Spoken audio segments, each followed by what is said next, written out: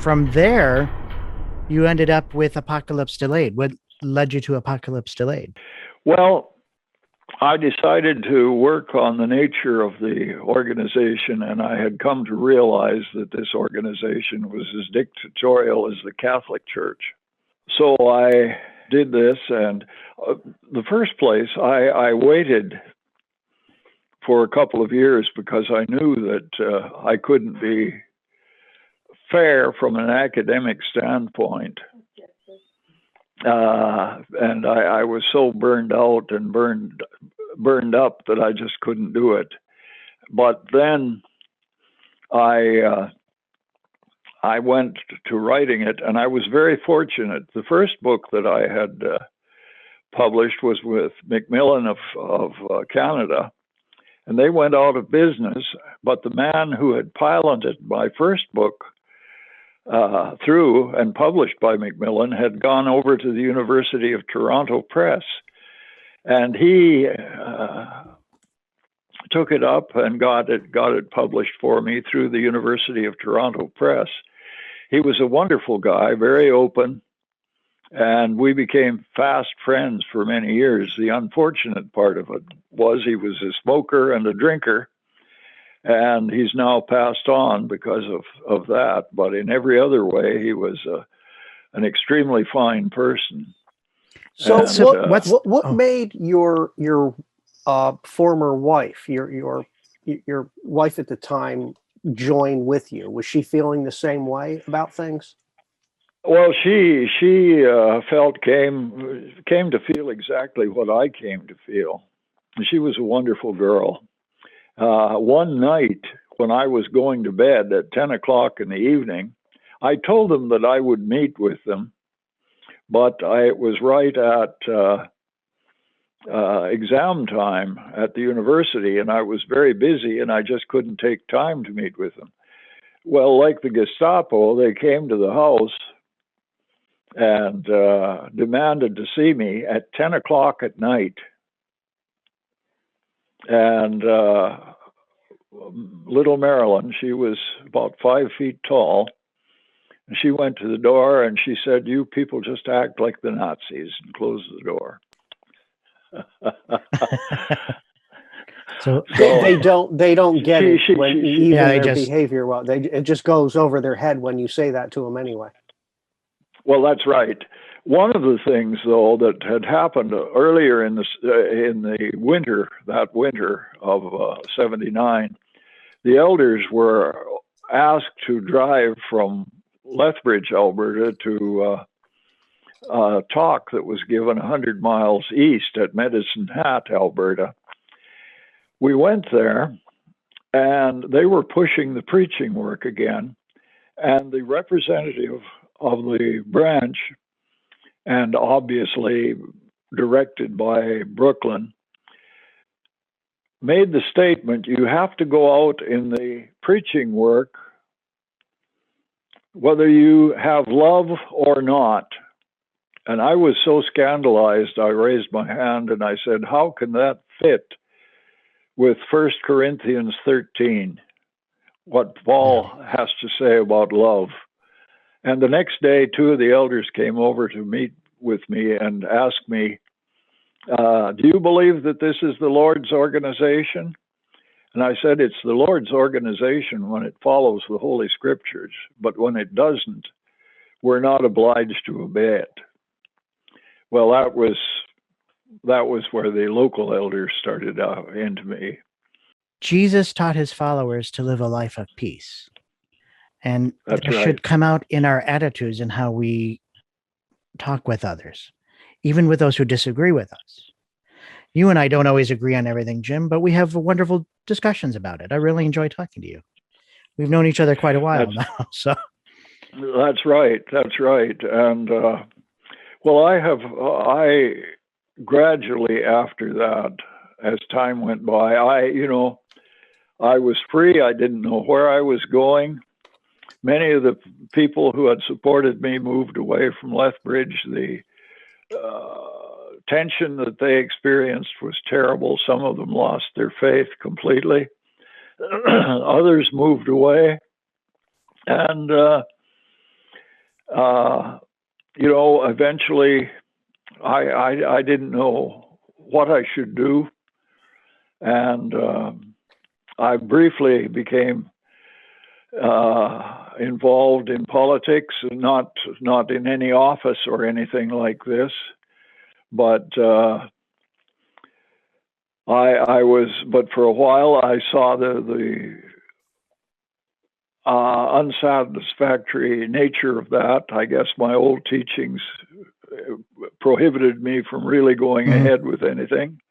And then I became involved with the Métis Nation of Alberta. There were many fine people in that, but after being put down by government and church societies, they had corrupted many of them. And when you exploit a people, while many of them are fine people, many people turn to negative things and are destructive. You can't blame blacks in the United States and Canada, or natives in the United States or Canada, or anyone else for doing things that are socially destructive and wrong. And I found this out, and finally I just said, hey, this is wrong for me as a Christian to be involved in this stuff. And so I said to my wife, I've always wanted to go to Mexico. I think it's a wonderful place to retire. Let's go. And she said, I'm all the way with you. We've had enough trouble here. And so we moved to Mexico. And we were looking for something spiritual. And there was a church there. It was outwardly Anglican, or it was the Iglesia Anglicana de Mexico. But the people in it, there were people of all sorts of denominations, because it was an English-speaking congregation. And they were very open, very open. And I found the Mexican people very wonderful. And one of the best periods of my life was we were in Mexico for 7.5 years, and it was a time for me to give a lot of thinking and to refocus spiritually. Refocus spiritually. And where I am right now is I don't care if others have doctrines. I do care that there are certain doctrines which are destructive within themselves, but outside of that, if people disagree with me, I have come to the position that what our Lord wanted more than anything is a right heart condition, not necessarily a right head condition. Because as imperfect human beings, we will inevitably have misguided ideas. I've had many of them in my lifetime. And I've found people who had other views.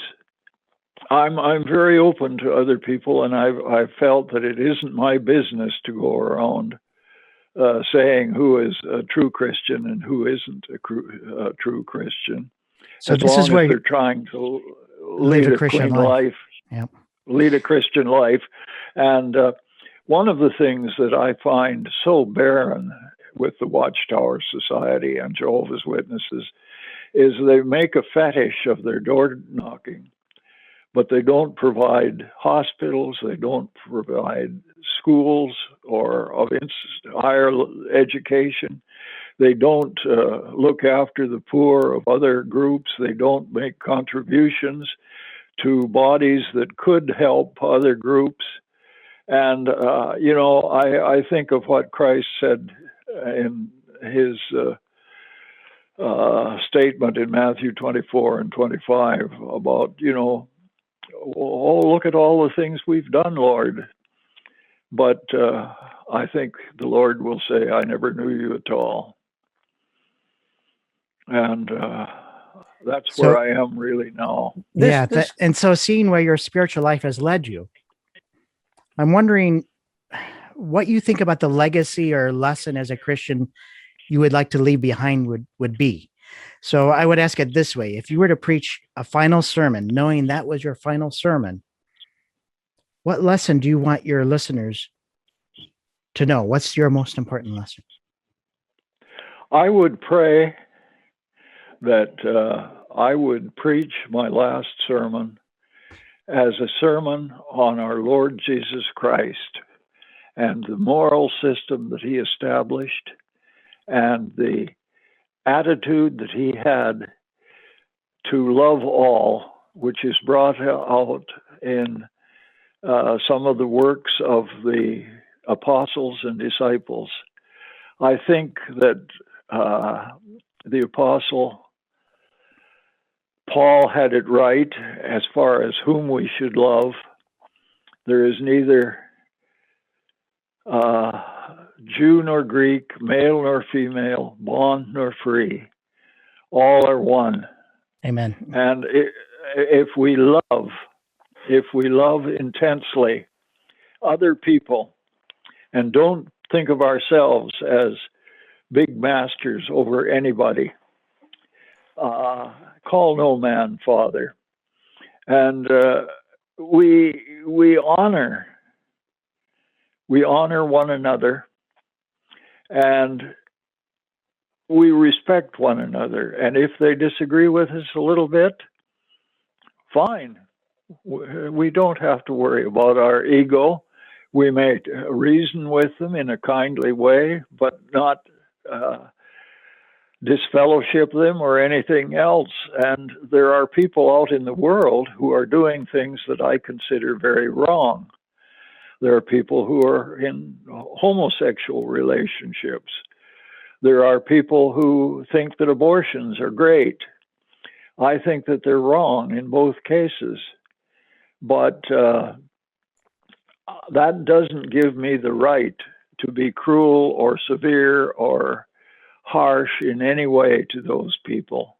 Treat them with love. Treat them with love. Treat them with love. Jesus was accused of hanging out with publicans and sinners. He didn't condone their behaviors, but he tried to teach them the right way, in a loving way. And I think that there is a way in which I have been very successful after making plenty of mistakes in my spiritual walk. And the thing that gives me the most satisfaction in my life, I think, I see my boys have in part lost their faith, although David admits he believes in a higher power. He has some problems with the scriptures.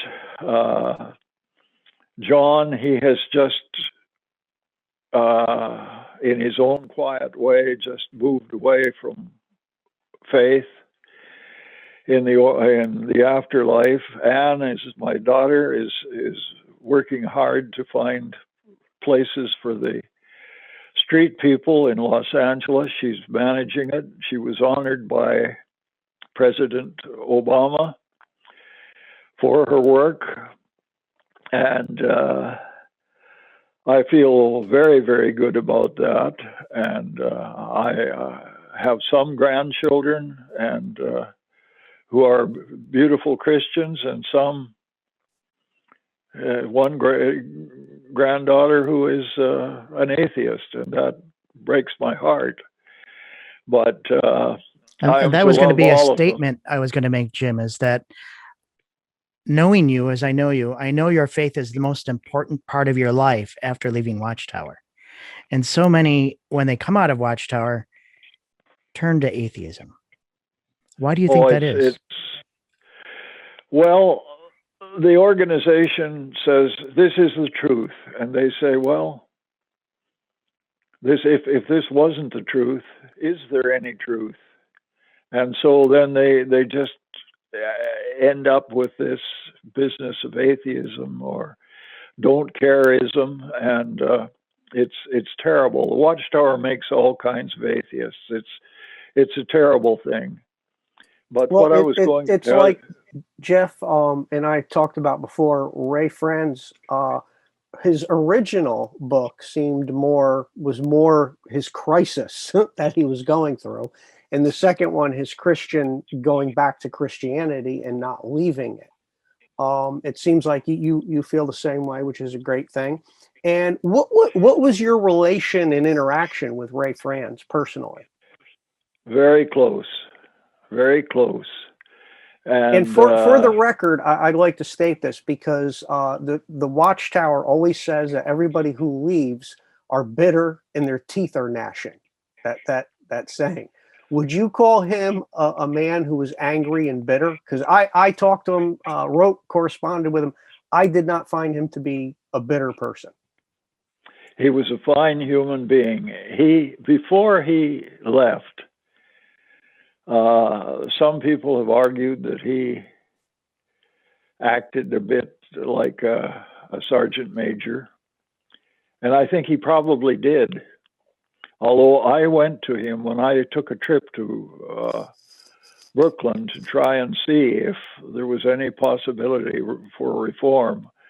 It was to Ray that I went and I talked to him, although I talked to several others who were greatly, greatly unhappy about the way that the organization was going. Ray was very kind to me. I met him first in Puerto Rico when I taught there. And after he left, he became softer. He became such a gentleman, such a fine person, and his wife was a fine person. You can see that from his writing. How that peer pressure could bring the worst out in a lot of people, and it has. I've seen people who were friends for life all of a sudden over a change of, hey, I'm going to do this. All of a sudden, they turn them into Satan, into apostates, into these evil, wicked people overnight.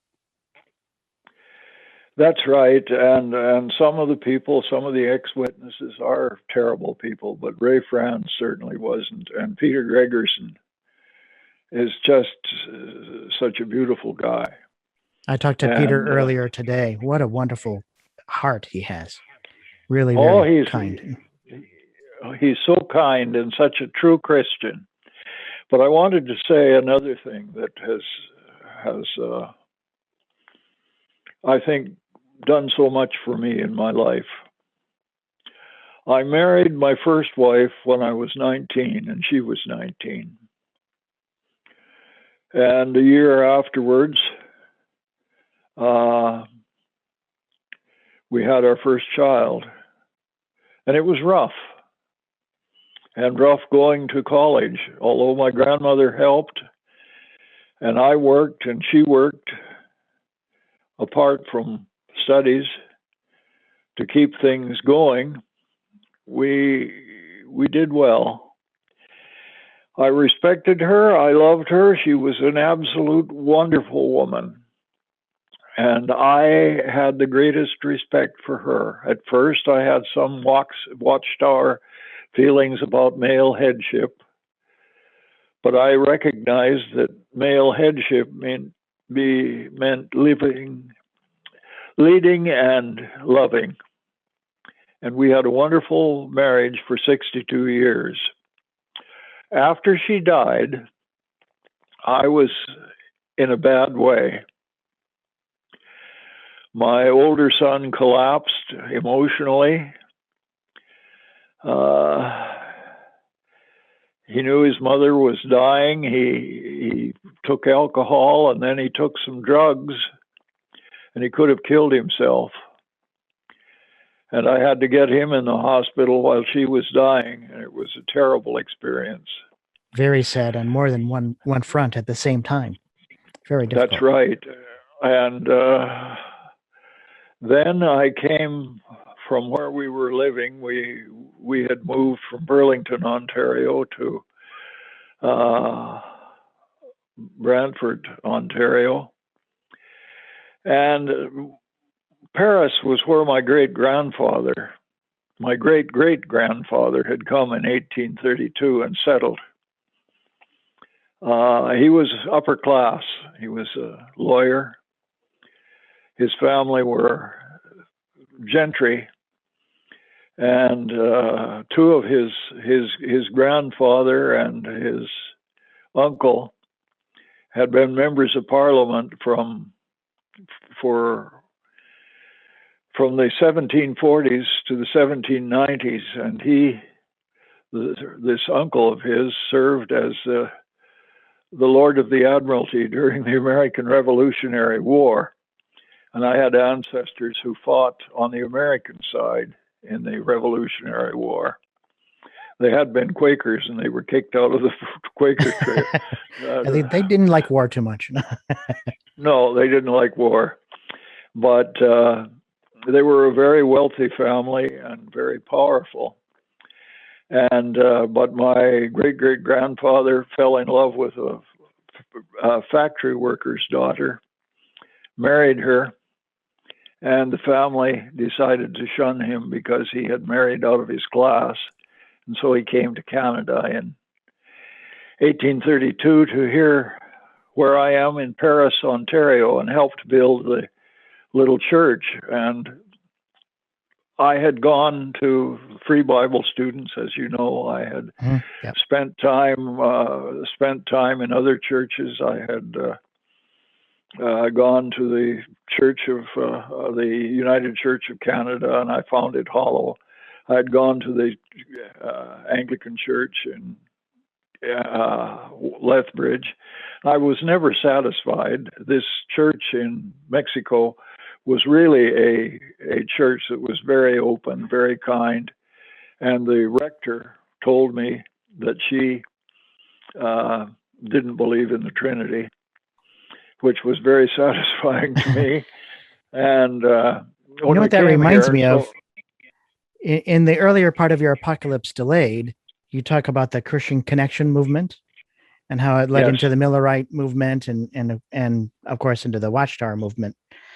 That early movement was very much like that, where many denominations were kind of associating together, but trying to still remain anti-organizational. They didn't want to create a new denomination. That's right. And here, when I wouldn't go to the Kingdom Hall because it's right down the hill from me of just a few blocks. But so I went to this Anglican church here, St. James, because it was the church that my great-great-grandfather had helped build, and all of his sons were, practically all but one, were married in that church. And Henry Penton, who later became a Bible student, was married there, baptized there. And so I went there and discovered another rector who was very, very loving, very open, very respectful, and we became friends. And some of the friends there, a former Baptist minister who was sitting in and who was a relative of my wife now, she organized, asked me to give a talk on Jehovah's Witnesses. And I did, and surprisingly, the Catholic priest came over, and I got to know him. And I openly told what the Catholic Church had done, and we became real friends. He's retired now. And the rector of the Anglican Church was a fine man. Then he left, and we got a new man who came out of a Dutch Reformed background, but had become an Anglican, and an Anglican who was moving in the direction of Rome. And I just can't go back there. On a personal basis, I like the guy, but theologically and doctrinally, I can't handle it. And Beth feels much the same way. She occasionally goes or has gone to, because she has many old friends there. And I don't despise the man. I show him respect, but I can't go there anymore. And thank goodness I have met and contacted Eric, and that has been a godsend for me. The other one is, that's right. the other thing is that I met my present wife, Beth, in St. James. She was very kind to me. The first day I saw her, I heard her talking about her former husband who had passed away in death, and I had such great respect for her and saw her as someone that I would like, but I thought, well, she's still thinking about her lost husband, and I was still thinking about my Marilyn, who I had lost. But sometime later, they had at the church, they had a group for women who had lost their husbands. But I was the single man there who had lost his wife. And one day Beth came over and said, "Do you mind if I sit with you? You're all alone here. You sit by yourself." And I said, "Certainly." And from that, we got to having lunches together, and then we began watching television together. And that's where it all begins, Jim. That's right. Nowadays, that's right. And she had a Salvation Army background, and I have found our relationship really wonderful. She has filled my heart, and we have such a wonderful marriage. And I was married to my first wife and had a wonderful marriage. I'm now married to Beth, and she is just a wonderful partner. And I know you can't see me, but I'm smiling, Jim, because it's wonderful to hear you talk so kindly about your first wife and your new wife. And I know even your friends like Rud, when Rud came to spend time with you in Canada, he said such wonderful things about both of your wives, but what a wonderful help your wife is to all the various spiritual activities that you're involved in now. It's really wonderful. It is. And Beth has been a real support, and she is such a workmate and such a love mate. And I'm wondering if we can go back to Apocalypse Delayed, if you don't mind. We just recently did a review on the Faith in Action film, or at least the first half of it. And what surprised me most is how Watchtower